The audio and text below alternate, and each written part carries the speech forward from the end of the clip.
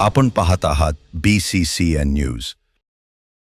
प्रशासनाच्या नाकावर टिच्चून रेती माफियांचे अवैध रेती उत्खनन. जळगाव जामोद तालुक्यातील पूर्णा नदीत बोटीच्या सहाय्याने सर्रास वाळू उपसा. जळगाव जामोद तालुक्यात धक्कादायक प्रकार उघड झाला आहे. पूर्णा नदीपात्रातून बोटीच्या सहाय्याने सर्रास वाळू उपसा सुरू असल्याचे समोर आले आहे. विशेष म्हणजे प्रशासनाच्या नाकावर टिच्चून हा अवैध प्रकार सुरू असल्याने वाळू माफियांना कुणाचाच धाक उरला नाही का, असा प्रश्न उपस्थित होत आहे. नदीपात्राचे मोठ्या प्रमाणात नुकसान होत असताना संबंधित विभाग मात्र निष्क्रिय असल्याची टीका होत आहे. अवैध रेती उत्खननाचे व्हिडिओ सोशल मीडियावर व्हायरल होत आहेत.